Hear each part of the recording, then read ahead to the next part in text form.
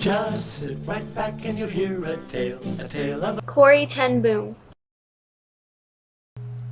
Corrie ten Boom was born on April 15, 1892, and grew up in Haarlem, Holland. Her father ran a watchmaker shop, which was also their home. For over 100 years, the ten Booms lived here, leading fairly simple lives. But what's special about the ten Booms? Well, they lived devoted to God and were members of the Dutch Reformed Church.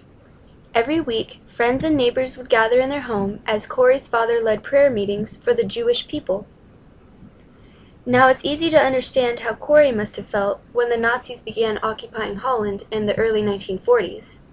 Suddenly, she saw Jewish shops and homes being destroyed and her Jewish neighbors taken away. She knew she must do something. After all, Jews are God's chosen people. Through her brother, she made connections with the Dutch underground. She offered to use their home to hide the Jews from the Nazis and care for them until they could be taken to another safe house.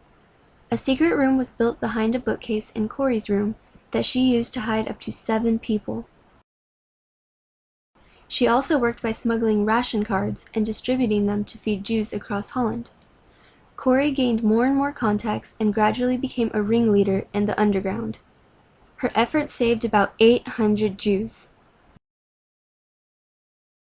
On February 28, 1944, Corrie and her family were betrayed to the Nazis by a Dutch Quisling.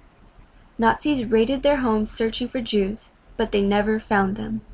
Instead, they only found the extra ration cards. They took away Corrie and her family and sent them to different prisons. After a few months, Corrie was sent to a second prison where she was reunited with her sister Betsy.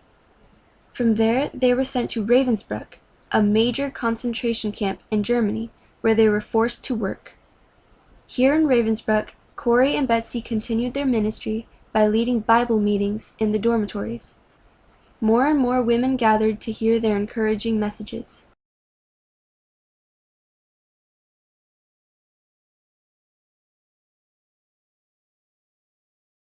Interestingly, guards never came in to harass them or stop the meetings.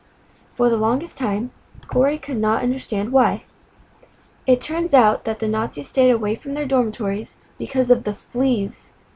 Corrie was fascinated that God could use all things, even fleas, for his good. Corrie remained imprisoned in Ravensbrück until the end of the year 1944, when she was released by mistake due to a clerical error. Her sister Betsy had died only days before. On her deathbed, Betsy told Corrie to share with others what they had learned.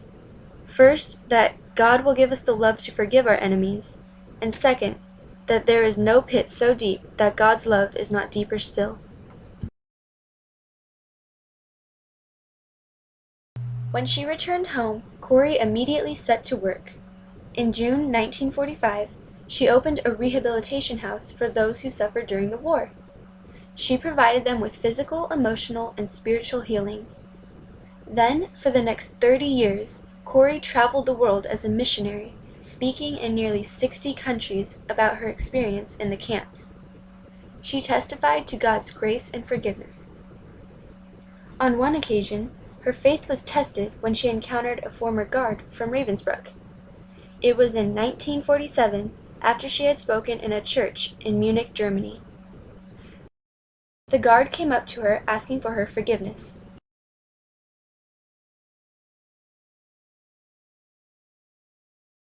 After praying that God would help her, Corrie finally shook the man's hand.